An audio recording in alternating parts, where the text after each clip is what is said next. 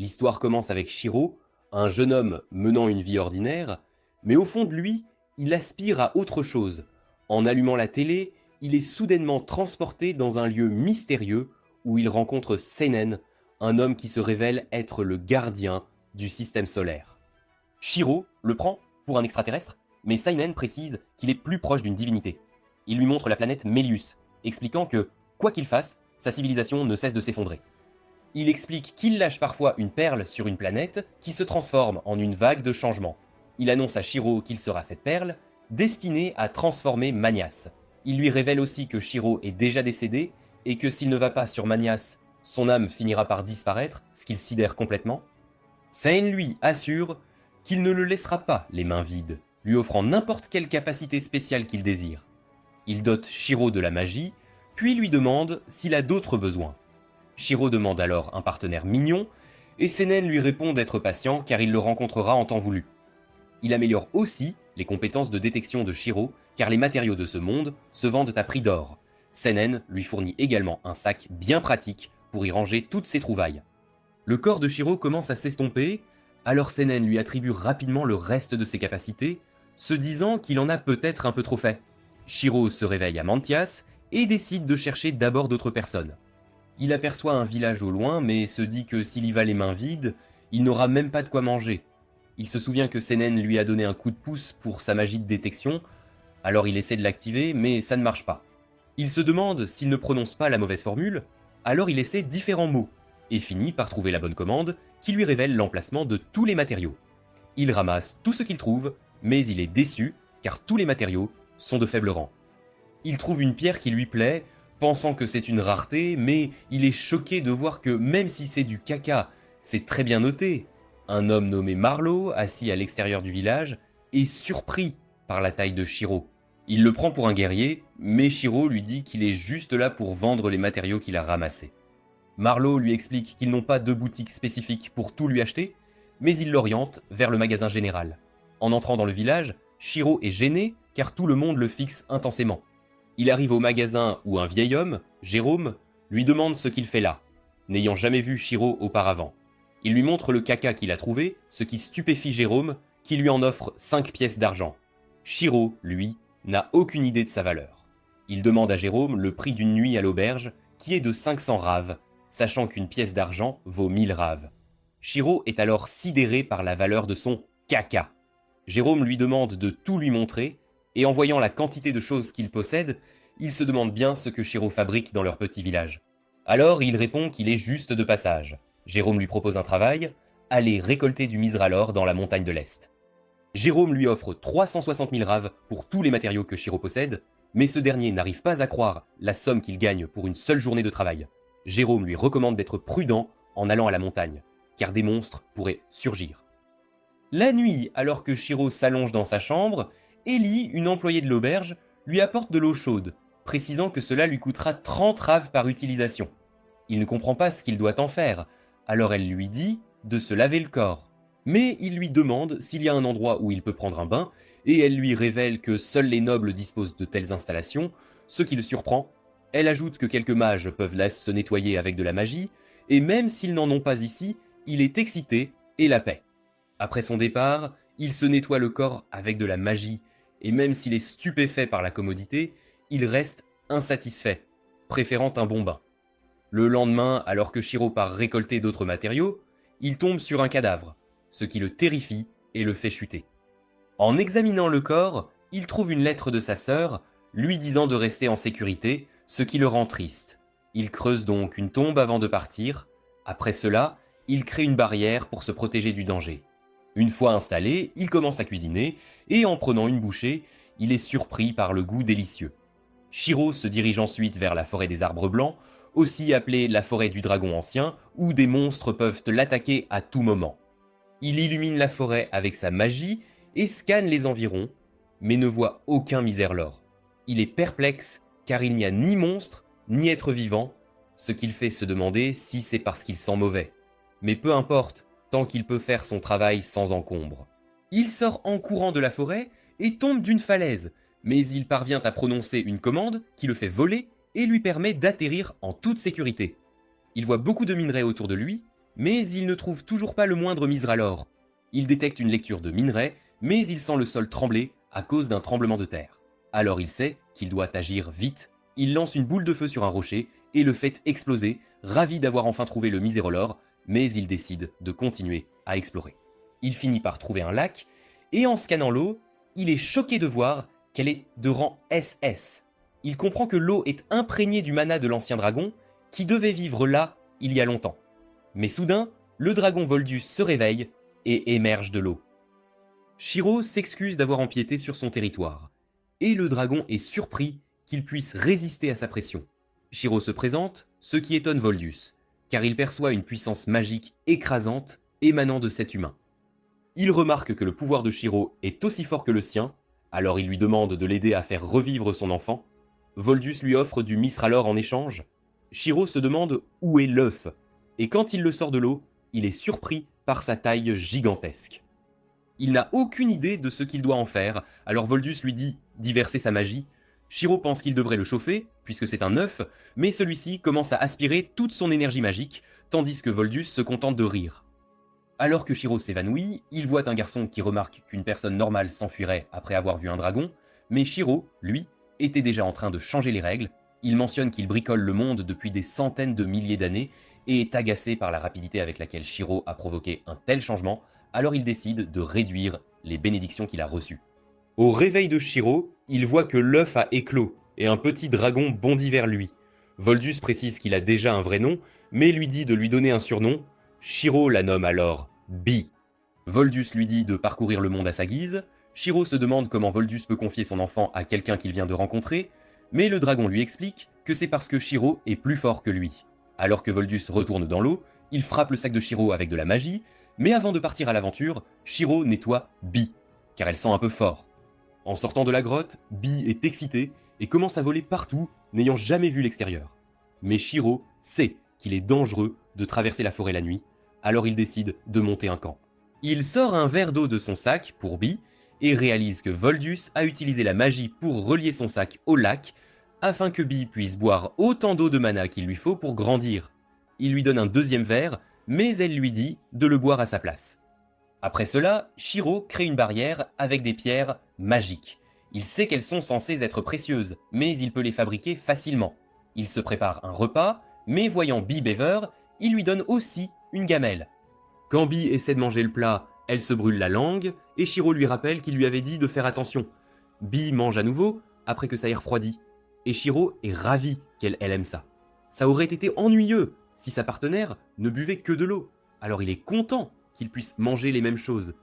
Il demande à Bee si ça va d'être loin de ses parents, mais Bee le serre juste dans ses bras, et il comprend qu'elle veut dire que tout ira bien tant qu'elle est avec lui. Il est surpris qu'un enfant comme Bee soit si bien classé, mais il sait que les enfants ont besoin de conseils, alors il lui dit de ne jamais rien faire d'imprudent, même si elle devient plus forte que lui. Pendant qu'il continue de faire la morale à Bee, elle finit par s'endormir. Il se souvient alors qu'il avait demandé un partenaire mignon, mais il n'avait pas imaginé se retrouver avec un dragon. Le lendemain, en arrivant à la forêt, Shiro est surpris, car c'est complètement l'inverse de la dernière fois qu'il y était. Il commence à chercher des matériaux de rancée et dit à Bee de rester près de lui, mais elle revient en volant après avoir vu quelque chose. Shiro réalise qu'ils sont encerclés par des monstres, mais ça ne le dérange pas, car il pense pouvoir trouver quelques matériaux précieux après les avoir vaincus. Un monstre volant apparaît au-dessus d'eux, ce qui effraie Bee. Mais Shiro pense que ce n'est rien comparé à Voltia. Alors, au lieu d'avoir peur, il se met à saliver en imaginant manger sa viande. Il crée un bouclier autour de lui et projette des yeux sur le monstre qui s'empale dans son corps, le faisant tomber au sol. Bee l'avertit des 6 autres monstres qui sont sur le point de l'attaquer, alors il augmente sa vitesse et allège son corps grâce à la magie. Il saute en l'air et en frappe un, puis continue de les tabasser jusqu'à ce qu'ils soient tous vaincus. Il commence à ramasser la viande, mais il remarque qu'il y a encore plus de monstres qui les attendent plus loin, ce qui l'agace, car il doit continuer à se battre jusqu'à ce qu'ils sortent de la forêt. Bee l'attrape et essaie de s'envoler, mais il est trop lourd, alors il allège son corps avec de la magie. Bee les emmène dans les airs, mais elle le lâche soudainement, ce qui le fait s'écraser au sol. Il est content d'être en vie, et réalise que Bee les a transportés jusqu'à leur campement. Il dit à Bee d'y aller doucement avec lui, car il n'est qu'un humain, et il ajoute qu'il continuera à dépendre d'elle à l'avenir, ce qui la rend heureuse. Elle essaie de le serrer dans ses bras, mais il finit par se blesser encore une fois. Après cela, alors qu'il traverse la forêt, Shiro remarque que Bee est intéressé par le bâton qu'il tient. Il lui dit qu'il provient d'un arbre célèbre, Bee souffle sur le bâton, et comme son souffle est rempli de mana, cela le fait grandir. Il se demande si c'est normal pour un récolteur de matériaux d'utiliser un tel bâton, car il ne veut pas ressembler à un mage tape à l'œil. Shiro entend soudain quelque chose, et dit à Bee de faire attention, car ça pourrait être un monstre. Bee va vérifier. Alors Shiro court après elle pour s'assurer qu'elle ne se blesse pas. Mais il voit Bee voler autour d'un arbre. En s'approchant, il trouve une elfe blessée et se demande si elle a été attaquée par un monstre. Mais après avoir entendu son estomac gargouiller, il réalise qu'elle a juste faim. Elle demande de l'eau, alors il lui donne sa gourde, et après qu'elle l'ait toute bue, elle semble complètement revigorée. Il voit qu'elle a encore faim, alors il lui offre le déjeuner qu'il avait préparé, et elle se met rapidement à le dévorer. Elle est choquée par le goût délicieux, pensant monter au ciel grâce à cette saveur, mais il lui fait remarquer que n'importe quoi lui aurait semblé incroyable, vu qu'elle mourait de faim. Il ne comprend pas pourquoi elle n'a pas emporté de nourriture, même si elle n'est pas si loin du village, et il lui dit qu'elle sent mauvais, ce qui l'agace. Alors elle explique que c'est parce qu'elle campe depuis 3 jours. Alors qu'elle s'apprête à partir, elle le remercie de l'avoir sauvée, mais elle est toujours agacée qu'il l'ait traitée de malodorante. Après cela, Shiro continue de ramasser des matériaux, et en sortant de la forêt, Bee remarque une calèche qui approche. Shiro est impressionné qu'elle puisse voir d'aussi loin. L'homme dans la calèche, Porin, demande à Shiro s'il est un mage, vu qu'il tient un bâton. Mais Shiro lui dit qu'il ne fait que collecter et échanger des matériaux, ce qui le surprend, car il est rare de trouver un spécialiste de la récolte. Il propose à Shiro de le prendre en charge, et Shiro essaie de refuser, car il est trop grand pour la calèche. Mais les enfants de Porin se mettent à rire de sa taille, Porin ne s'en soucie pas, et lui dit de monter. Quand la petite fille lui demande de s'asseoir avec elle, Shiro ne comprend pas pourquoi les enfants l'apprécient tant depuis qu'il est arrivé dans ce monde.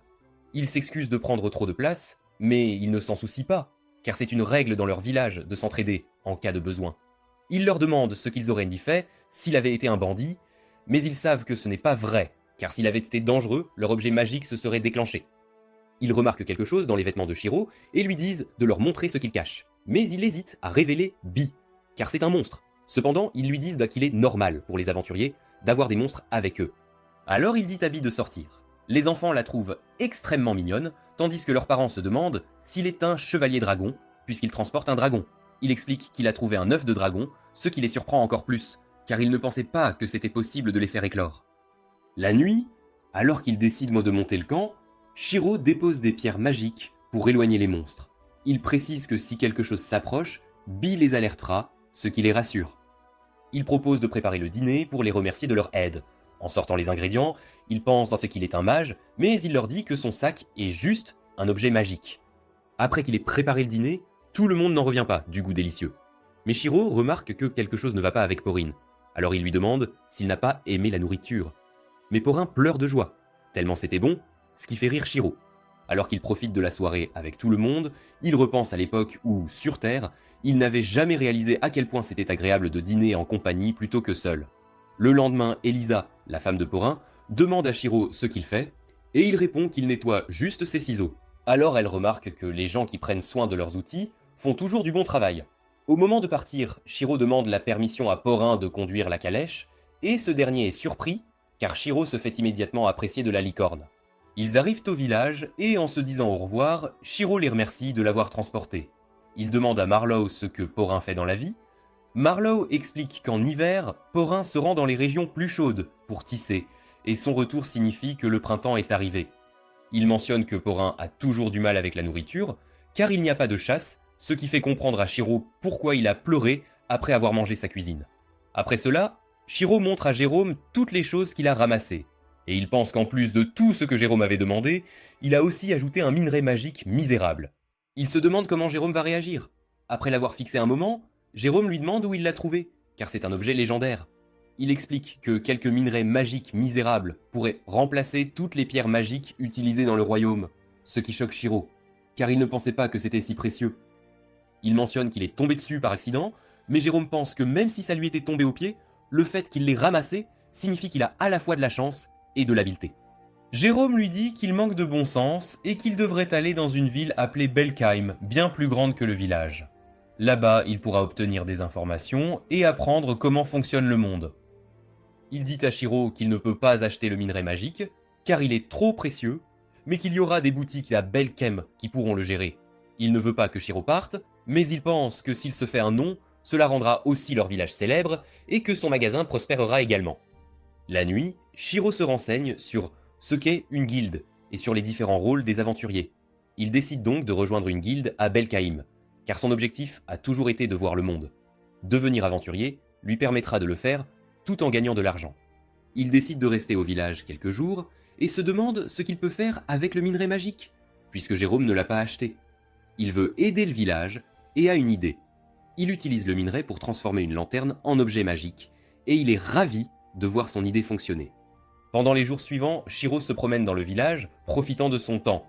Il donne un monstre qu'il a chassé à une femme qui le transforme en assaisonnement pour sa soupe. Elle est triste qu'il ne soit bientôt plus avec eux et lui dit que tous les villageois veulent qu'il reste un peu plus longtemps. Mais il ne peut plus perdre de temps, car il y a encore tant à voir. Elle sait qu'elle ne peut pas l'arrêter, alors elle lui donne un tas de choses, car il lui faudra 1 mois pour atteindre Belkem. Il est content d'avoir sa boîte à objets pour tout ranger. Le lendemain, tout le village vient lui dire au revoir, et Porin pleure en le voyant partir. Il donne l'objet magique qu'il a fabriqué à Marlowe, lui expliquant qu'il créera une barrière autour du village et n'autorisera personne ayant de mauvaises intentions à entrer. Marlowe se demande s'il est sûr qu'ils peuvent garder un objet aussi précieux. Shiro lui répond que c'est sa façon de les remercier pour tout ce qu'ils ont fait pour lui, et il souhaite qu'ils soient en sécurité, car il considère le village comme sa maison. Jérôme inspecte l'objet magique, et est choqué de voir le minerai magique qui l'alimente. Alors Shiro s'enfuit rapidement, avant qu'il ne le lui rende. Alors qu'ils commencent leur voyage, il tombe sur un énorme crabe, mais Shiro est excité en voyant qu'il est comestible. Il durcit son corps et se prépare à le combattre, mais Bee pousse un cri et l'assomme. 2 autres crabes apparaissent devant eux, et Shiro pense qu'ils ne peuvent marcher que de côté. Mais il est choqué quand ils foncent droit sur lui. Bee le soulève pour esquiver les monstres, ce qui les fait se percuter, et ils sont tous les 2 assommés. Mais alors que l'un d'eux se relève, il l'envoie voler avec son bâton. La nuit, il cuisine les crabes, et en prenant une bouchée, ils trouvent tous les 2 ça délicieux. Ils atteignent enfin Belkaem, où Shiro remarque qu'il y a une inspection avant d'entrer. Il déguise donc son sac d'objets pour qu'il ait l'air normal et dit à Bee de se cacher aussi. Les gardes vérifient ses affaires et lui demandent s'il est là pour vendre des matériaux, mais il mentionne qu'il est intéressé par l'adhésion à la guilde. Ils utilisent donc des objets magiques pour s'assurer qu'il n'est pas dangereux. Shiro se demande ce qu'il voit en vérifiant son statut, et il réalise que toutes les bénédictions qu'il a reçues sont cachées. Il ne trouve rien de suspect, mais il l'interroge sur sa bénédiction du don du dragon, alors il dit à Bee de sortir. Ils sont distraits par sa mignonnerie, et l'un d'eux dit à Shiro de lui mettre une étiquette prouvant qu'elle lui appartient. Il attache alors un porte-bonheur que les enfants du village lui ont donné à la queue de Bee. Il précise qu'ils enverront une lettre au maire pour l'informer qu'un dragon est entré dans la ville, afin qu'il n'ait pas d'ennui. Ils entrent dans la ville et sont immédiatement émerveillés, ce qui donne à Shiro l'impression d'avoir atteint un nouveau monde. Ils se rendent à la guilde des aventuriers, où la réceptionniste, Ariana, le salue. Elle lui explique que les nouveaux venus sont encouragés à rejoindre la guilde et lui donne un formulaire à remplir. Mais il réalise que, même s'il connaît instinctivement leur langue, il n'a aucune idée de comment écrire. Il remplit simplement le formulaire en japonais, mais il est automatiquement transformé dans la langue du monde. Et même s'il ne connaît pas la compétence qui a permis cela, il est juste ravi de voir à quel point c'est pratique. Elle lui demande s'il a de l'expérience au combat, il lui raconte ses exploits contre les monstres, mais elle veut des preuves, histoire de s'assurer qu'il ne brode pas. Il lui dit qu'il a bien quelque chose sur lui, mais que c'est plutôt encombrant. Il lui demande alors s'il peut le sortir, et elle lui donne son feu vert. Il ouvre sa boîte à objets, et en sort un des énormes crabes qu'il a vaincu. Mais à peine posé sur la table, il se désintègre en 1000 morceaux. Ça attire l'attention de tous les aventuriers, qui se demandent ce qui s'est passé. Lui demande si ça suffit pour prouver qu'il a bien vaincu ces monstres. L'un d'eux réalise qu'il a une boîte à objets. Shiro précise que c'est un cadeau, alors l'homme utilise une compétence sur lui et dit à Ariana de ne pas s'inquiéter, car il dit la vérité. Shiro ne comprend pas ce qu'il a fait. L'homme explique qu'il a une compétence qui lui permet de voir si une personne est dangereuse, et comme il a vu une aura bleue autour de Shiro, ça signifie qu'il n'a aucune mauvaise intention. Il suggère de passer à l'évaluation du crabe et de payer Shiro. Ariana lui dit qu'il est là pour s'inscrire à la guilde, ce qui le surprend, car il pensait que Shiro voulait vendre le crabe. Mais Shiro précise que c'est juste son casse-croûte. Il demande à Shiro s'il a des compagnons de groupe. Shiro désigne Bee, ce qui surprend tout le monde, et il s'approche pour mieux la voir. Après ça, Ariana termine l'inscription de Shiro à la guilde et leur explique que tous les nouveaux aventuriers commencent au rang F, le plus bas. Elle lui donne un bracelet. En le mettant, il est content de voir qu'il s'accorde avec le pendentif qu'il a offert à Bee. Shiro parle à la famille du corps qu'il a trouvé dans les bois. Ils reprochent à leur fils, Belle, sa témérité. On apprend qu'il essayait de gagner de l'argent pour son père malade. Après ça, on voit Shiro vendre ses matériaux à la guilde. On apprend qu'un mois s'est écoulé depuis son arrivée à Belkheim. Il semble être devenu populaire pour les matériaux qu'il trouve. Ariana lui apporte une liste de tous ceux qui veulent l'engager, mais il trouve qu'il y en a un peu trop. On voit Shiro prendre un bain, il l'a purifié avec sa magie à son arrivée, et il est ravi de pouvoir s'y détendre. Un homme lézard nommé Clay le rejoint. Il dit avoir entendu dire que Shiro utilise la magie de guérison sans même demander de frais. Il le trouve vraiment un chic type. Shiro craint que les autres guérisseurs ne lui en veuillent d'avoir fait ça gratuitement, mais Clay se moque de lui, pensant qu'il est de toute façon destiné à attirer l'attention. De retour à la guilde, l'officiel Grit suggère à Shiro de monter en rang pour prendre des missions plus difficiles. Mais Shiro était content de rester au rang F pour la tranquillité, rêvant d'une vie paisible. Soudain, une alerte retentit. Attaque de gobelins! Les aventuriers préparant leur défense, appelant tous ceux de rang D et plus, Shiro pense que ça ne le concerne pas, mais il est arrêté et finalement entraîné de force. Le maître de guilde explique le plan pour repousser les gobelins au pont. Certains aventuriers disent à Shiro de ne pas les gêner. Mais le maître de guilde s'approche, mentionnant les éloges de Grit, et il est impressionné que Shiro ne soit pas intimidé par lui. Mais Shiro n'apprécie pas cette attention. Le maître de guilde laisse le reste à son assistante, amusée, et elle espère qu'ils pourront répondre à ses attentes. Mais on voit qu'une fois dehors, elle est immédiatement terrifiée. Shiro essaie de la calmer, lui disant qu'il est normal d'avoir peur au combat, mais qu'ils ne sont là qu'en tant que guérisseurs. Il réussit à l'inspirer. Clay apparaît soudain, se moquant de son discours, si peu dans ses habitudes. Shiro se demande pourquoi il n'est pas en première ligne. Clay mentionne que ses vieilles blessures le font souffrir. Il devient sensible au sujet, se demandant si Shiro pense qu'il a eu cette cicatrice en fuyant, mais il révèle que c'était pour protéger quelqu'un. Ils entendent un corps au loin et réalisent que la formation principale a été brisée. L'ennemi se dirige vers eux, Clay se précipite au combat, et elle, l'assistante, garde son sang-froid devant les autres. Shiro réalise qu'il ne peut pas éviter les ennuis. Il sort son bâton, érige une barrière autour d'eux, et part suivre Clay. On voit les aventuriers combattre les gobelins.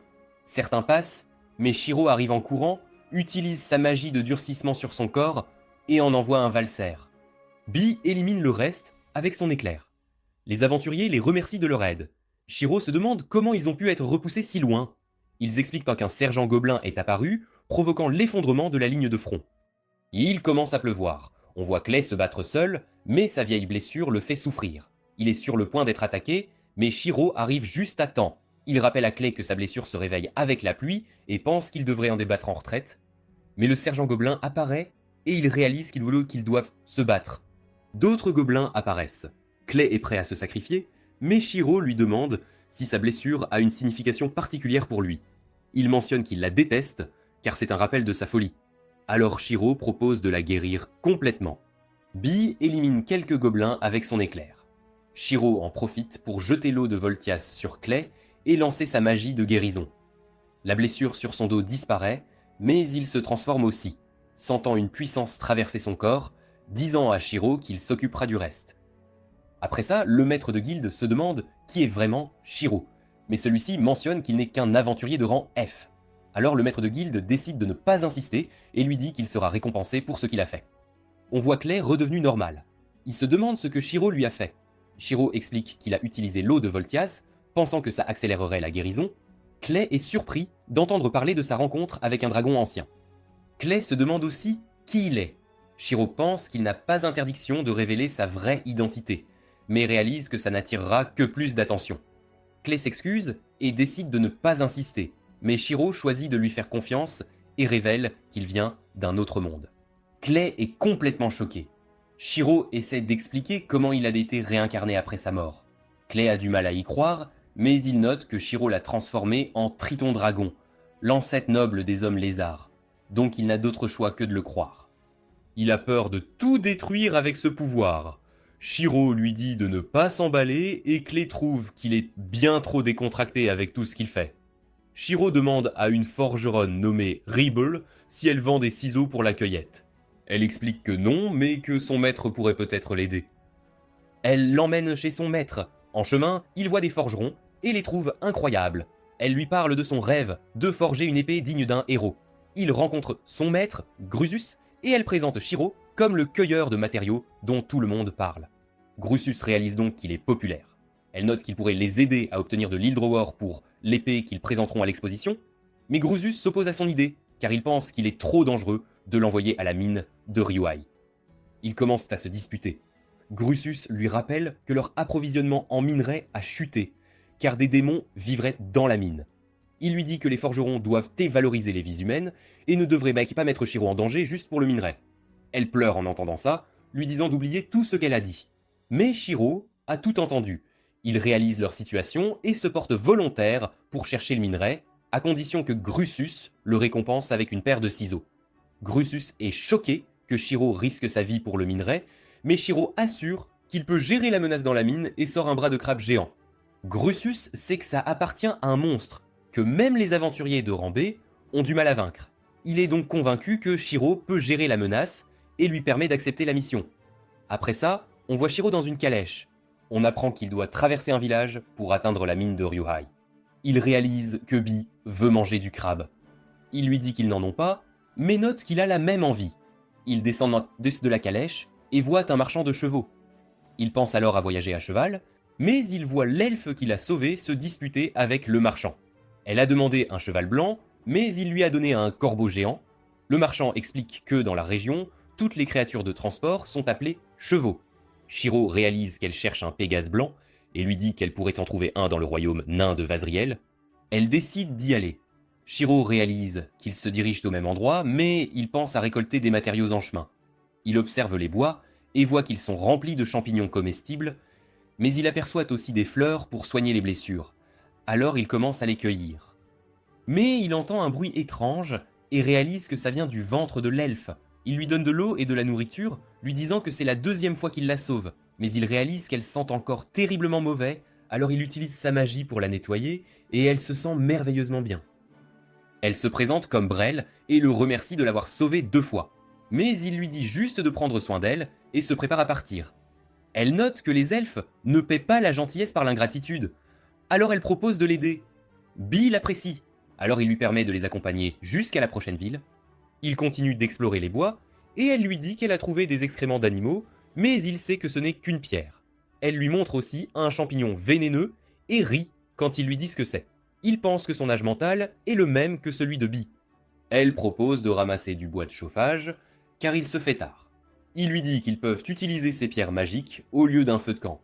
Mais elle lui explique qu'il est important de laisser des traces de feu de camp pour que les autres aventuriers sachent que l'endroit est sûr. Il réalise qu'elle a raison. Alors elle part ramasser du bois, mais revient avec une bûche. Ils pensent qu'ils ne peuvent pas l'utiliser pour leur feu de camp, mais elle la lance en l'air et la coupe en morceaux, lui disant qu'ils peuvent maintenant s'en servir comme bois de chauffage. Il examine son couteau et réalise que c'est une arme de rang A, ce qui l'étonne car il n'en a jamais vu. Ce soir-là, Shiro prépare le dîner pour tout le monde, et Brel réalise que c'est délicieux.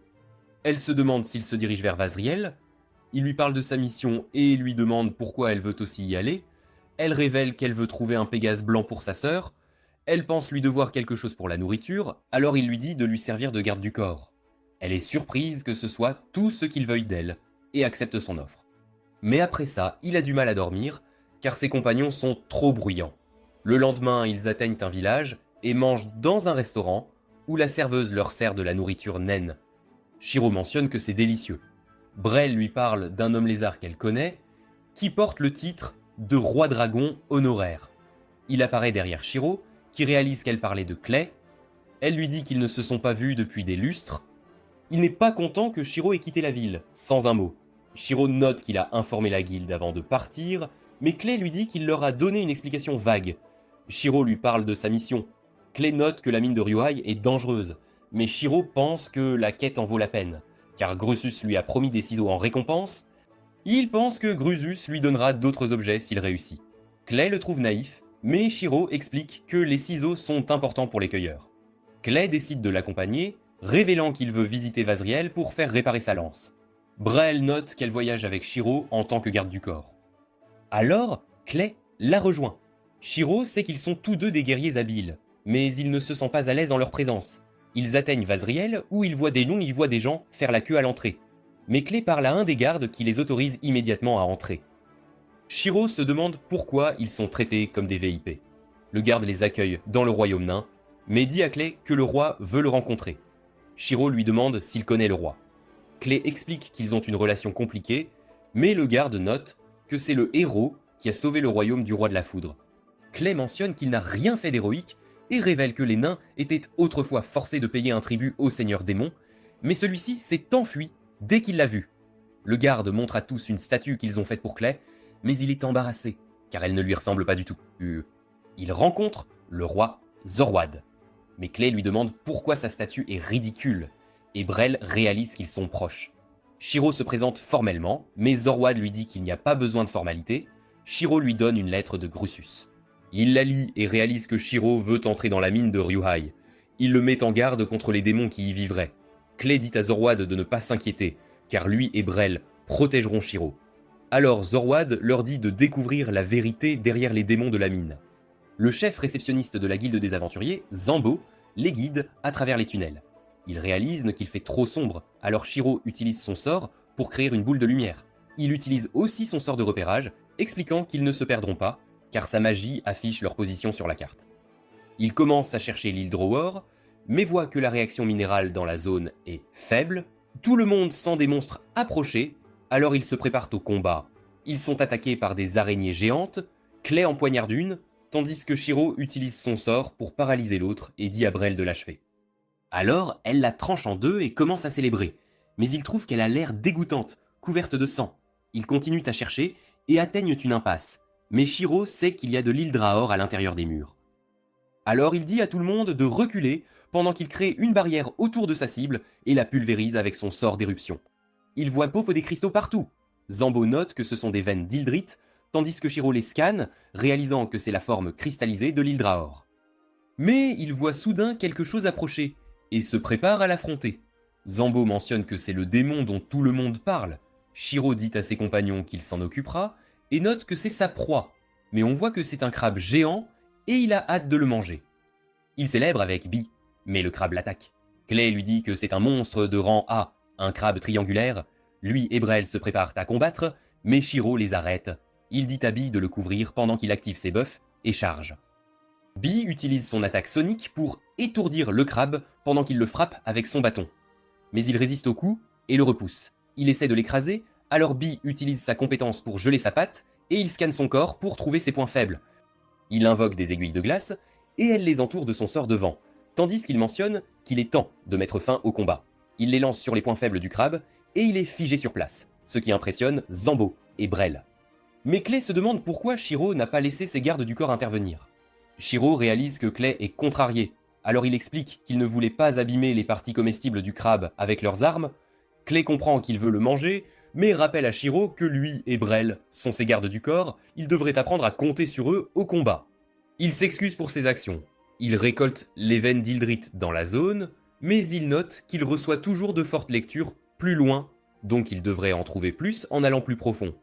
Zambo le remercie d'avoir vaincu le démon et trouvé le gisement, mais Brel lui dit qu'il devrait rentrer. Alors il retourne voir Zorwad.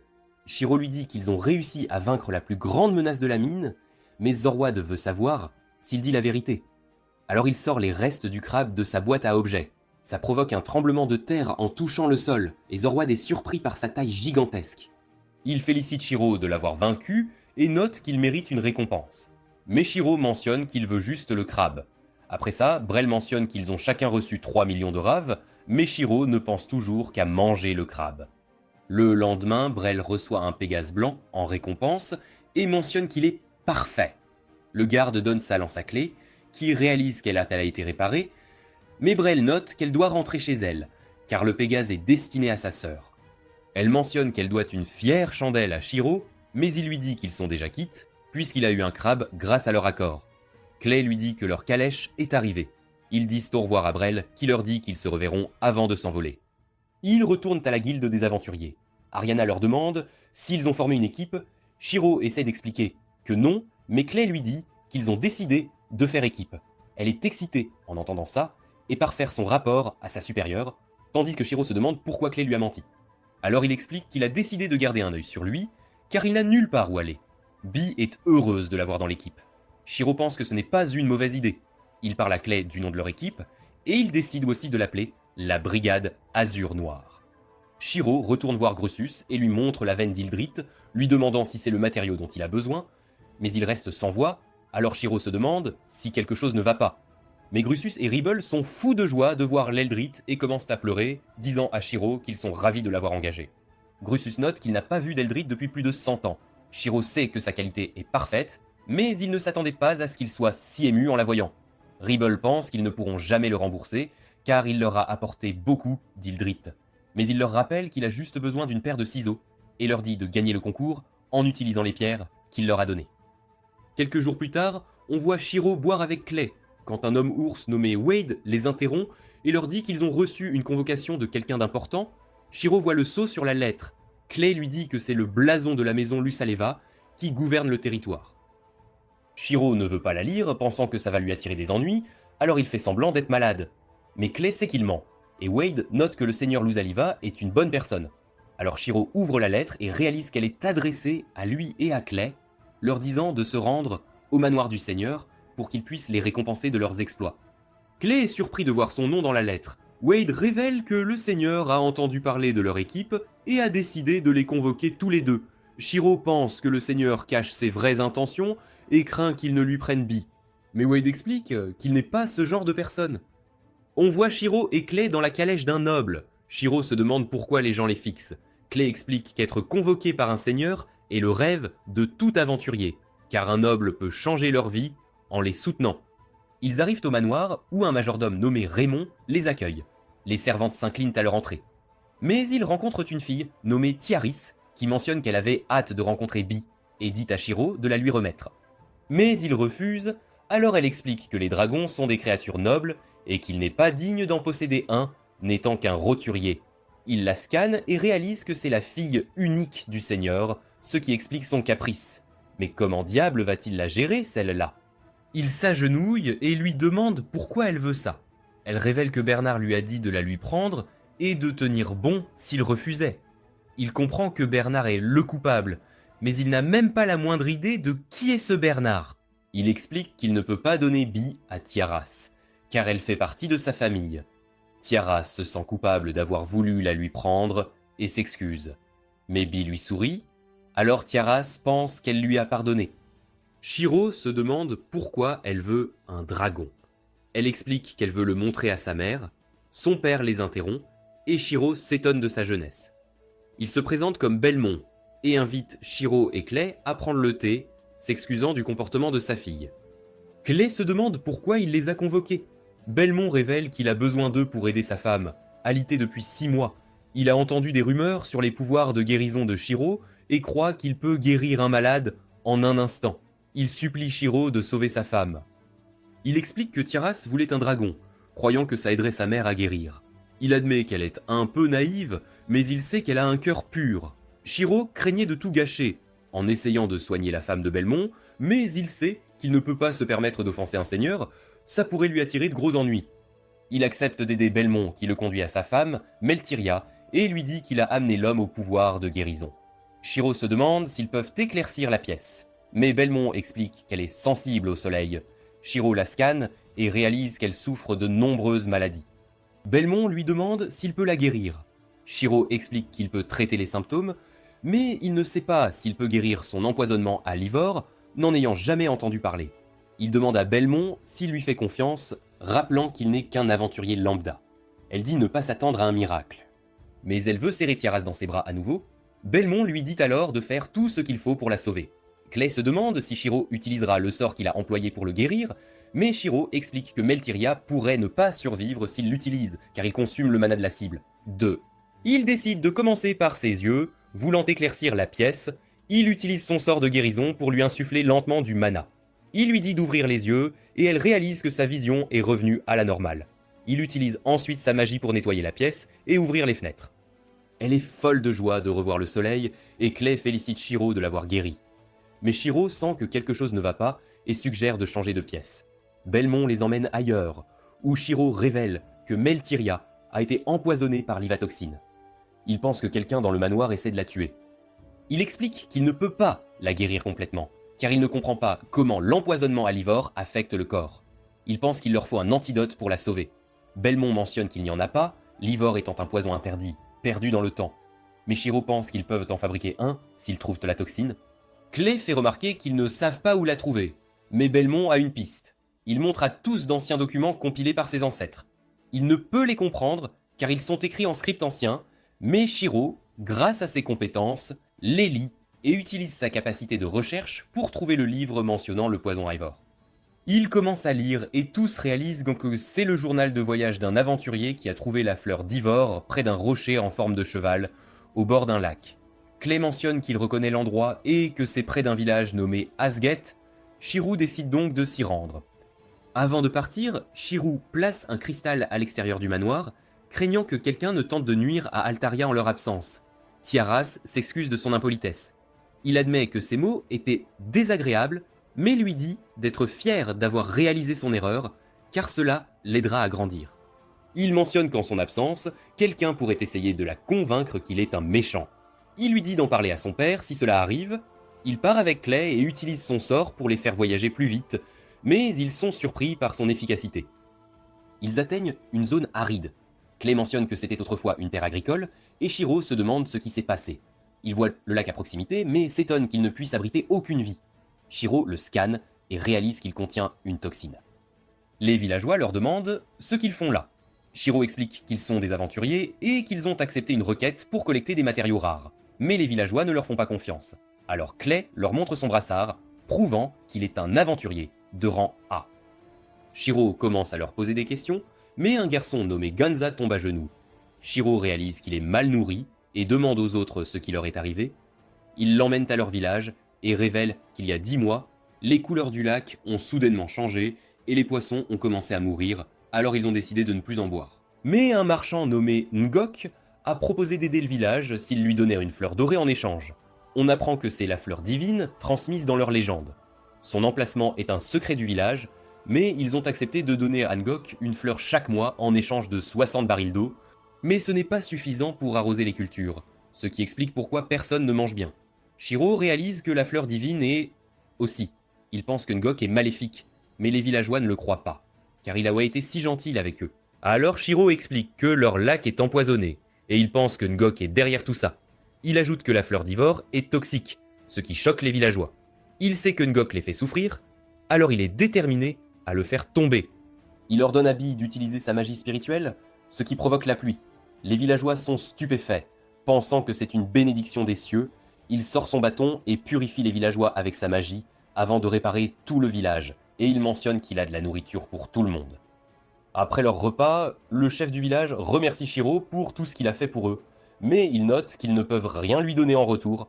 Shiro mentionne qu'il veut récolter des fleurs pour fabriquer un antidote, et le chef accepte de l'emmener à leur endroit secret. Mais les enfants les interrompent et proposent de faire visiter le village à Shiro. Le chef mentionne qu'ils ne l'ont pas encore remboursé, mais Clay lui dit de ne pas s'inquiéter, car lui montrer la fleur d'Ivor est plus que suffisant. Ganza emmène Shiro à leur base secrète et révèle qu'ils y ont stocké des fruits, mais il note qu'ils sont trop salés. Shiro en scanne un et voit un liquide en sortir. Il le goûte et réalise que c'est en fait de la sauce soja. De retour au manoir, Tiaras se précipite dans la chambre de sa mère, car elle entend l'alarme de Shiro se déclencher. On apprend qu'il a placé une barrière autour de la pièce pour que chacun sache quand une personne mal intentionnée s'approche de Meltyria. Tiaras voit le majordome Bernard à la porte. Elle lui demande s'il veut faire du mal à sa mère. Il dit qu'il ne ferait jamais ça, mais elle pense qu'il ment car il a déclenché l'alarme de Shiro. Il lui dit de ne pas faire confiance à Shiro car tous les aventuriers sont maléfiques.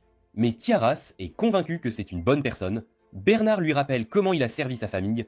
Avec une loyauté absolue, elle devrait donc lui faire confiance plutôt qu'à Shiro. Mais Belmont les interrompt et écoute ce qu'ils ont à dire. Il note que Shiro pourrait essayer de les tromper. Mais Raymond arrive avec de l'eau et Belmont dit à Bernard de prouver son innocence en la buvant. Il révèle que c'est le médicament que Bernard donnait à Meltyria. Bernard devient nerveux et refuse de la boire. Belmont lui jette l'eau au visage. Bernard panique, pensant que c'est du poison. Mais Belmont la boit et révèle que ce n'est que de l'eau. Il ordonne à ses gardes d'arrêter Bernard. Raymond révèle qu'ils ont trouvé un document dans ses affaires, ce qui fait réaliser à Belmont qu'il travaille avec une organisation. On voit Ngok au village. Un villageois lui demande ce qu'il veut. Il révèle qu'il est là pour rencontrer le chef, car il est venu collecter la fleur d'Ivor pour ce mois-ci. Le villageois note que le chef est parti avec des aventuriers, mais il explique qu'ils ne peuvent pas leur donner la fleur, car ils savent que c'est du poison. Alors Ngok appelle ses hommes et leur dit qu'il y a eu un changement de plan.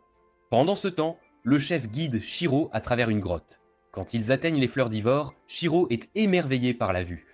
Il les scanne et réalise qu'elles ont été créées par une bête sacrée. Il se demande s'il peut les cueillir, alors le chef lui dit d'en prendre autant qu'il veut.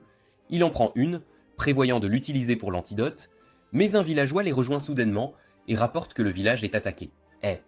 Il décide de revenir immédiatement et voit que les maisons sont en feu. Clay sauve les villageois, pendant que Shiro et Bee utilisent dans leur magie de l'eau pour éteindre les flammes.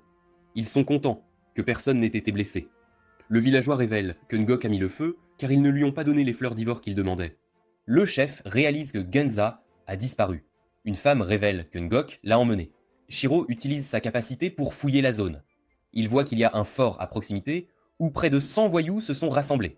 Il se prépare à y aller avec Clay, mais le chef leur dit que c'est trop dangereux. Shiro note qu'ils iront bien, car Clay est un aventurier de rang A, et il promet de revenir avec Ganza.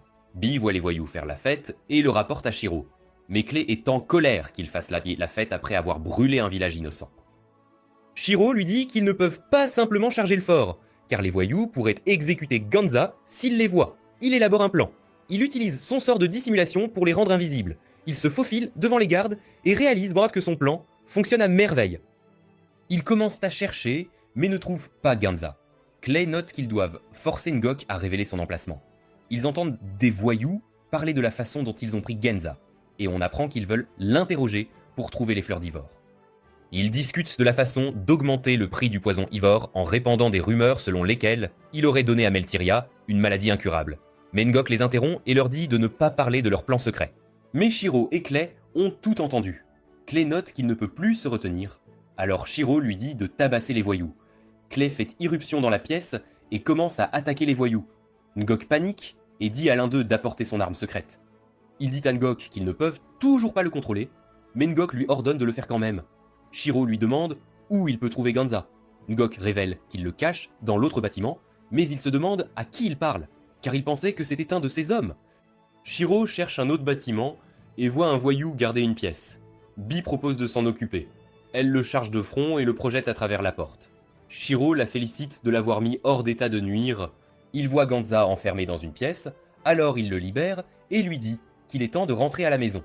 Mais il voit soudain les voyous s'enfuir, et l'un d'eux note qu'un monstre est apparu. Shiro pense qu'il doit aider Clay. Il réalise qu'il ne peut pas laisser Ganza seul, alors il lui dit de s'accrocher fort, et il se dirige vers Clay. Shiro réalise qu'il combat une anémone noire invoquée par Ngok, et il le voit supplier de l'aide. La créature commence à les attaquer. Shiro saute et utilise sa barrière pour protéger Ngok, mais elle parvient quand même à le projeter, et il est assommé. Clay note que ses tentacules repoussent quand il les coupe. Shiro pense qu'ils doivent toutes les détruire en même temps et utilise son sort de glace pour les geler. Il dit à Clay d'écraser le cerveau de la créature. Clay lui fracasse la tête, mais elle récupère immédiatement et attaque Shiro avec ses tentacules. Il est projeté et dit à Bee de prendre Ganza, mais il tombe dans le lac. Il pense qu'il est perdu, nageant dans le poison, mais il note qu'il ne veut pas mourir tout de suite, car il a encore tant à faire. La bête sacrée le sauve soudainement, révélant que son nom est Valner. Il s'excuse d'être tombé dans sa demeure. Mais elle lui dit que tout va bien, et lui montre que la terre se rétablit, car il a pu la purifier. Elle révèle qu'il y a longtemps, elle a créé les fleurs d'Ivor infusées de purification pour protéger la terre. Mais elle s'est transformée en pierre, ayant épuisé ses pouvoirs. Elle sait que Ngok a ruiné la terre en empoisonnant le lac, mais elle est heureuse que Shiro ait absorbé l'essence de mana, car cela lui a permis de la sauver et de purifier le lac. Clay et Ganza sont heureux de le voir sain et sauf. Il leur dit que c'est grâce à Valnir qu'il a sauvé, et il commence à lui parler. Mais Clay se demande à qui il parle. Shiro réalise qu'il est le seul à pouvoir l'entendre. Elle le remercie avant de disparaître. Ils retournent au village où le chef est fou de joie de revoir Ganza. Shiro utilise son sort de téléportation pour retourner à Belkheim. Il donne l'antidote à Meltyria et elle se sent immédiatement mieux. Belmont et Tiaras sont heureux qu'elle soit enfin rétablie. Après cela, Shiro retourne au village où il dit au chef que Ngok a été arrêté. Le chef note qu'il ne sait pas comment remercier Shiro. Il dit au chef qu'il a une requête et lui demande s'il peut acheter des fruits Lidus en vrac, car il pense que les habitants de Belkheim les apprécieront. Il fait goûter aux villageois la nourriture qu'il a préparée avec un fruit Lidus. Après cela, Clay lui demande ce que ça fait de terminer leur travail et leur beau. Alors il explique que c'était épuisant, et il pense qu'il hallucine, car le ciel semble briller. Valnir apparaît devant eux, et Clay note qu'il peut aussi la voir. Shiro réalise alors qu'il n'hallucine pas du tout. Il lui demande pourquoi elle est à Belkheim. Elle se transforme en sa forme humaine et lui dit qu'elle a décidé de le rejoindre. Elle explique qu'elle a passé toute sa vie au village, mais elle pense qu'il est temps de voir d'autres endroits, car la terre a déjà été restaurée. Clay se demande pourquoi elle a décidé de suivre Shiro. Elle note que c'est parce qu'elle le trouve intéressant et lui dit qu'elle peut lui servir de monture. Shiro demande à Gruz de lui forger à nouveau des ciseaux et il accepte car l'Ildraor de Shiro l'a aidé à gagner son concours. Après cela, Shiro dit à Valnir que Gruz a besoin de temps pour fabriquer ses ciseaux, mais Grit l'appelle soudainement et lui parle du concours annuel de cueillette. Il note qu'il n'est pas intéressé, mais Grit révèle que Belmont veut qu'il participe, et il sait qu'il ne peut pas refuser le souhait du seigneur, alors il accepte d'entrer dans le concours. Quelques jours plus tard, l'autre Odell annonce que le concours est sur le point de commencer. Il révèle que Belmont veut offrir un cadeau à Meltyria, il a donc besoin que les cueilleurs collectent la laine aux 7 couleurs du mouton arc-en-ciel. Rodel explique qu'ils n'ont pas le droit de demander l'aide d'autrui, car le concours mesure les compétences individuelles de cueillette. Ils doivent donc tout faire seuls. Il ajoute qu'ils ne peuvent utiliser que des chevaux de location ou des calèches partagées. Valnir réalise qu'elle ne peut pas aider Shiro, mais il est content d'être autorisé à utiliser la magie pendant l'événement. Clay lui dit qu'il peut utiliser la magie de téléportation, mais il note qu'il ne veut pas se faire remarquer. Rodel annonce le début du concours, alors les cueilleurs se précipitent pour chercher les objets. Bee pleure, car elle ne peut pas accompagner Shiro, mais Valnir la serre dans ses bras et elle se calme immédiatement. Valnir promet de s'occuper d'elle pendant son absence, alors il court à la bibliothèque où il utilise sa magie pour chercher des informations sur le mouton arc-en-ciel. Il apprend qu'ils vivent au sommet d'une montagne, alors il décide d'y aller, mais il se demande comment va Bee. On la voit pleurer, en mangeant, avec Valnir, qui lui dit de se réjouir, mais elle commence à se vanter de sa vitesse, ce qui fâche Bee. Elle commence à se disputer, alors Clay dit à Valnir qu'elle n'a rien à prouver, car il sait qu'elle est la plus rapide. Elle se calme immédiatement, mais Bee est toujours en colère. Alors Clay lui dit que personne ne peut danser dans les cieux plus vite qu'elle, et elle est flattée d'entendre ça. Il profite d'un moment de silence, et Clay réalise qu'il lui suffit de les complimenter pour les calmer. Mais pour combien de temps pourra-t-il maintenir cette paix fragile ? On revient à Shiro, alors qu'il trouve les moutons arc-en-ciel dans les montagnes, mais il sait qu'ils sont difficiles à capturer, car ils sont prudents. Alors il les appelle dans leur langue, et il le laisse prendre leur laine, tandis que 2 aventuriers le regardent, se demandant comment il a bien pu faire ça.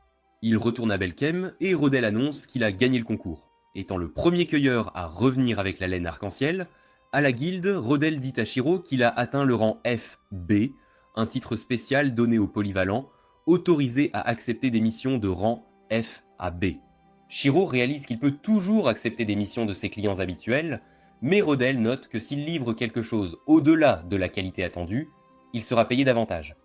Il avertit Shiro de ne pas en faire trop quand il travaille, car il ruinerait les prix du marché. Mais Wade dit à Rodel d'adoucir ses propos et note que tout le monde paiera Shiro en fonction de ses compétences. Rodel note que tout le monde attendait sa promotion, Shiro n'en revient pas qu'on ait pensé à lui, mais Clay lui dit juste d'être fier de lui. Rodel lui donne son anneau de guilde de rang FB et lui dit d'utiliser ses compétences pour servir leur pays. Mais Ariana les interrompt soudainement et note qu'un ver des forêts approche de la ville. Shiro et ses amis se préparant à l'affronter, mais ils réalisent que Brel le chevauche. Elle court le saluer, mais elle sent terriblement mauvais. Shiro utilise son sort pour la nettoyer et lui demande pourquoi elle chevauche le monstre. Elle explique qu'elle voulait le lui offrir pour qu'il puisse le monter. Il réalise que le monstre sent aussi mauvais, alors il utilise son sort pour le nettoyer. Mais il se cache sous terre, et il lui dit qu'il ne veut pas le monter. Elle pense qu'il veut une licorne, mais Valnir note que ce n'est rien comparé à elle. Brel se demande qui elle est, Alors il lui dit que c'est une longue histoire, mais promet de tout expliquer quand ils retourneront en ville. Ils commencent à manger ensemble, et Shiro raconte à Brel tout ce qui s'est passé pendant son absence. Elle note qu'elle veut aussi rejoindre son équipe. Clay réalise qu'elle a un anneau de rang A. Elle révèle qu'elle s'est entraînée dur pendant son absence, mais Valnir sait qu'elle cache quelque chose. Elle promet de tout raconter au bon moment, et note qu'elle a besoin de leur aide, car sa sœur Kara a quitté leur patrie après avoir été choisie comme prêtresse du sanctuaire. On apprend qu'elle était censée épouser un de leurs clans pour produire un héritier, mais elle ne voulait pas épouser quelqu'un qu'elle n'aimait pas. Elle a donc exigé un magnifique Pégase pour le mariage, mais quand Brel est revenue, elle a réalisé que Kara était déjà partie, et elle pense que Shiro peut la retrouver avec sa magie. Elle explique que la ramener n'est pas le but, elle veut juste savoir pourquoi Kara est partie sans un mot, et tous décident de l'aider. Ils se dirigent donc vers une forêt, et Valnir leur dit de la monter pour atteindre leur destination plus vite. Elle les emmène dans la forêt, où Brel utilise sa magie pour créer un vortex et dit à tous de le toucher pour atteindre sa patrie. Elle y est absorbée, Clay et B suivent ses instructions, mais Valnir dit à Shiro de garder un œil sur Brel, car elle leur cache quelque chose. Elle touche le vortex, et alors que Shiro fait de même, il se retrouve soudain dans la patrie des elfes. Il voit ses amis qui lui disent qu'il a mis tellement de temps qu'ils se sont inquiétés, mais ils sont soudain attaqués par des archers, alors il invoque un bouclier pour bloquer leurs flèches. Brel sait que les archers viennent de sa patrie, mais un elfe l'appelle soudain et note qu'elle a souillé leurs terres sacrées en amenant des étrangers. Elle explique que ses compagnons sont inoffensifs, mais ils refusent de l'écouter et les qualifient d'être sinistres. Mais Valnir s'énerve en entendant cela et le ciel s'assombrit soudainement alors qu'elle retrouve sa forme originelle. L'elfe comprend qu'elle est une déesse et elle invoque la foudre pour le frapper, mais il survit à l'attaque et s'excuse immédiatement de son manque de respect.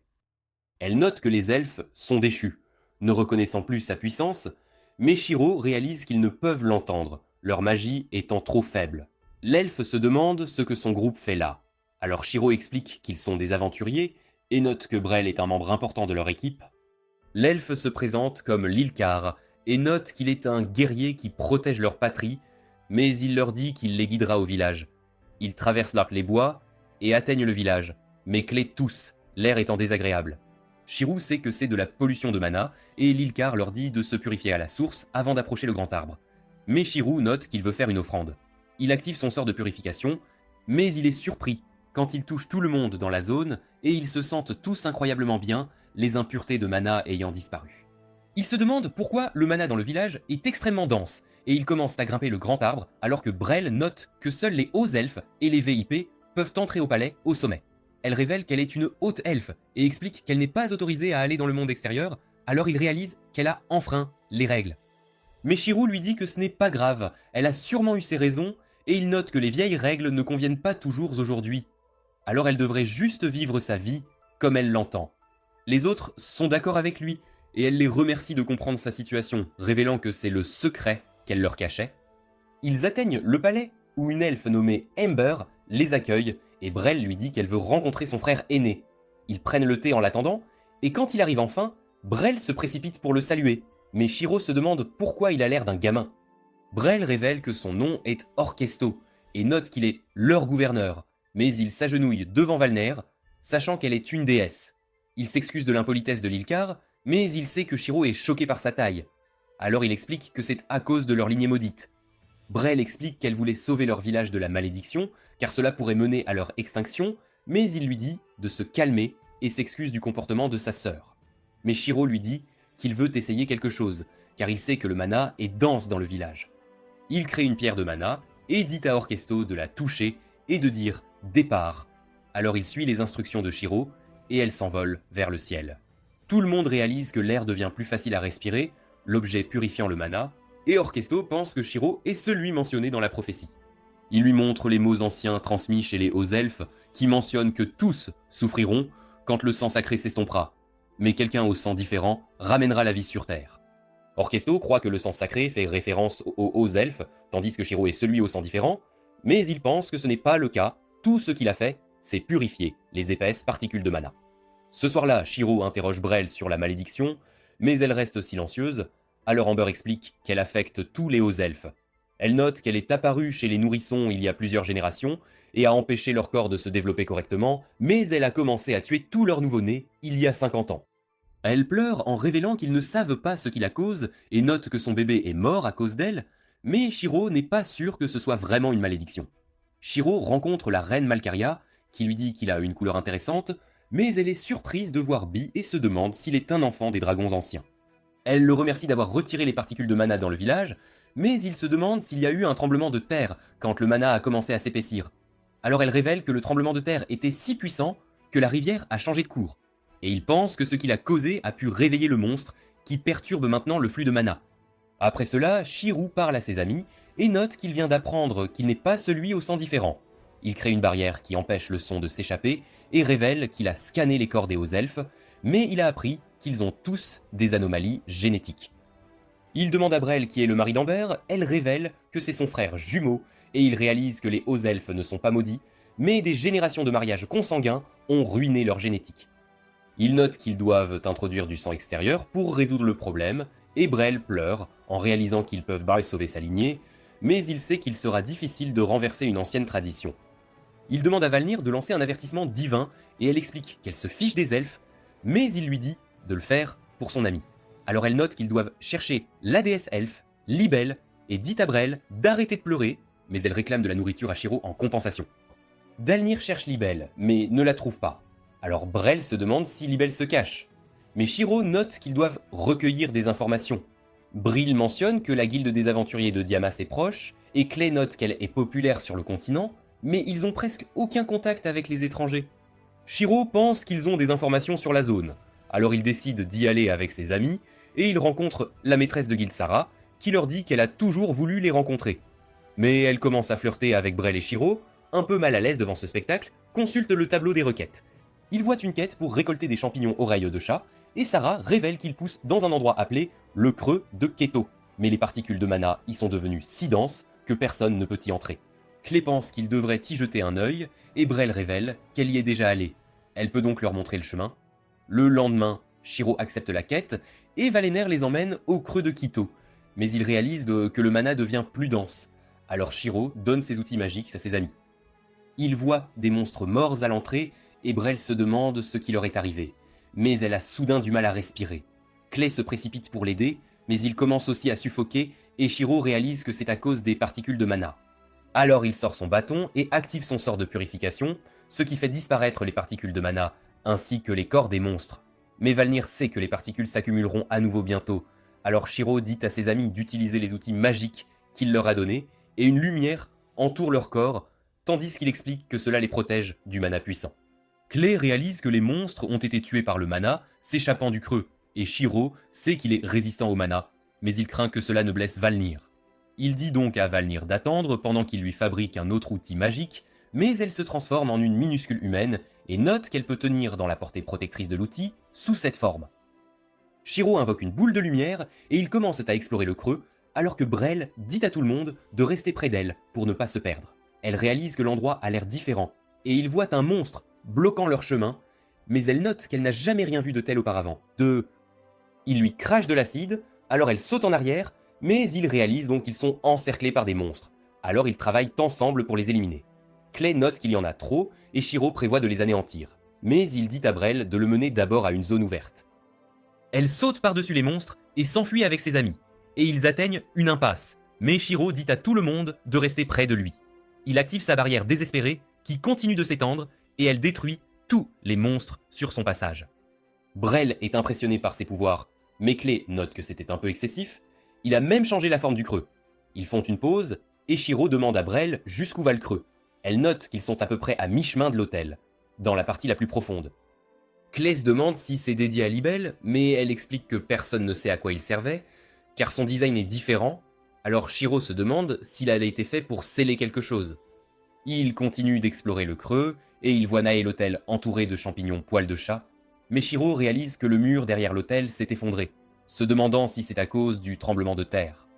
Il voit soudain un monstre au-dessus d'eux et il se prépare à les combattre. Alors Shiro le scanne et note que c'est un monstre de rang A, appelé la limace noire. Clay sait qu'il a détruit un royaume par le passé, alors Brel pense qu'ils ne peuvent pas le vaincre. Mais Shiro n'est pas d'accord avec elle et explique que Beacon l'a brûlé, car il est faible face au feu.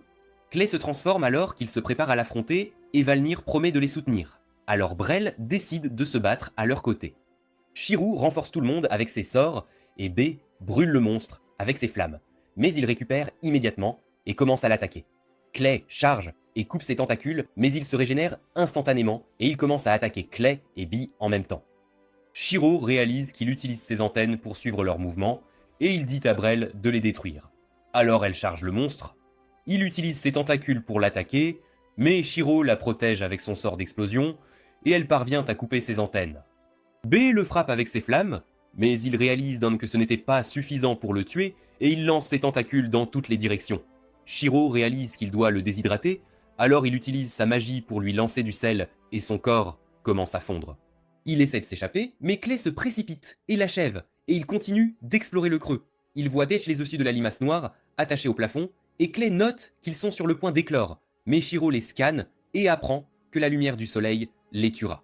Alors il dit à tout le monde de fermer les yeux, tandis qu'il utilise son sort pour créer des rayons ultraviolets qui brûlent les œufs. Mais ils sentent de soudain une puissante présence, et Valnir note que les particules de mana dense ont disparu, mais elle peut sentir la présence de Libelle. Valnir emmène tout le monde dans une vallée où nous voyons Kara se cacher avec un groupe d'elfes, et elle s'approche de Brel pour la saluer, mais elles commencent soudain à se battre. Kara note qu'elle ne retournera jamais chez les hauts elfes, mais Brel est en colère qu'elle soit partie sans un mot, et elle continue de se frapper. Dalnir note qu'elle a faim, alors Shiro dit à Brel que c'est l'heure du dîner, et elle court immédiatement se laver les mains. Kara note que ça faisait longtemps qu'elle n'avait pas combattu Brel sérieusement, et elle n'aurait jamais cru que Brel se ferait des amis. Mais Shiro réalise qu'elle est en désordre, alors il utilise son sort pour la remettre en état. Elle est émerveillée par sa magie et révèle qu'elle est une prêtresse, elle peut donc dire qu'il n'est pas un humain ordinaire. Ce soir-là, tout le monde mange le poulet frit de Shiro et ils lui disent tous que c'est délicieux. Mais il réalise que Béa est fatiguée, alors il l'aide à s'endormir et Kara lui montre son bébé nommé Til. Elle révèle qu'il est la raison pour laquelle elle n'est pas retournée au village et note qu'elle aime Brel, car elle était toujours là pour la rendre heureuse. Le lendemain, ils retournent dans la forêt pour chercher Libelle, et elle apparaît soudain derrière eux, mais Clay ne peut pas la voir, car il ne peut pas utiliser la magie. Elle note qu'elle a travaillé dur pour laisser la prophétie derrière elle, et elle pense que les elfes ne l'ont pas lue, mais Valnir lui dit qu'elle ne mérite pas d'être une gardienne, puisqu'elle a laissé les elfes pour vivre ailleurs. Elle se moque de Valnir pour s'être transformée en pierre, et elles se préparent à se battre, mais Shiro leur dit de se calmer, et note qu'ils doivent retourner au village pour empêcher les elfes de disparaître. Kara apparaît devant Melkaria pour lui montrer Til et elle pleure en réalisant qu'il est en bonne santé, mais les anciens lui disent qu'elle a enfreint la loi en souillant leur lignée. Elle explique que Til est en bonne santé parce que leur lignée a changé et Brel est d'accord avec elle, mais les anciens refusent de les écouter. Valnir dit à Libelle qu'elle est la seule à pouvoir résoudre la situation et elle utilise sa magie pour donner une forme physique à Libelle. Tout le monde est émerveillé de la voir et elle dit aux anciens d'arrêter de s'accrocher à leur tradition, révélant que c'est elle qui a laissé la prophétie. Il la supplie de leur pardonner, et elle note qu'elle a autrefois dit à leurs ancêtres de valoriser leur lignée, mais elle n'a jamais voulu qu'ils s'isolent et gèlent leur lignée. Elle leur ordonne de chérir les vies qui existent actuellement, et commence à jouer avec Til, tandis que Shiro dit à Clay qu'il est temps pour eux de partir. Après cela, les elfes commencent à discuter de l'avenir de leur patrie, et Shiro dit à ses amis qu'il est temps de retourner à Belkaïm, puisque les elfes ne sont plus en danger d'extinction.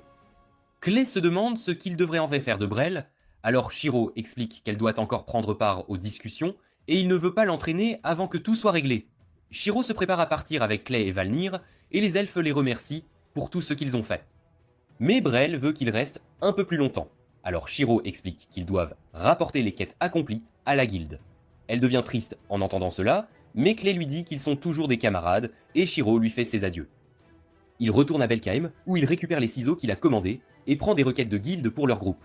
Bee vainc un monstre pour compléter leur quête, et Shiro note qu'ils ont obtenu les matériaux dont ils ont besoin, alors Clay se demande quelle requête il devrait prendre ensuite. Shiro mentionne qu'il veut voir l'océan, mais il sait qu'ils ont encore d'autres quêtes à accomplir. Ils doivent donc rester là un peu plus longtemps. Ils voient soudain un ver géant approcher, et ils sont surpris de voir que Brel le chevauche. Shiro lui demande pourquoi elle a quitté son village, alors elle révèle que tout le monde l'a poussée à voir le monde extérieur. Et Valnir rappelle à Shiro qu'elle fait partie de leur équipe. Ils doivent donc l'emmener avec eux. Clay lui dit qu'ils vont à l'océan après leur quête, et elle est excitée de voir à quoi il ressemble, car elle ne l'a jamais vu. Shiro pense à ses aventures dans le monde, et il ne sait pas ce que l'avenir lui réserve, mais il décide de continuer à profiter de sa vie avec ses amis. Mais c'est ici que cette vidéo se termine. N'oubliez pas de liker et de vous abonner à la chaîne. Merci d'avoir regardé, et à la prochaine fois.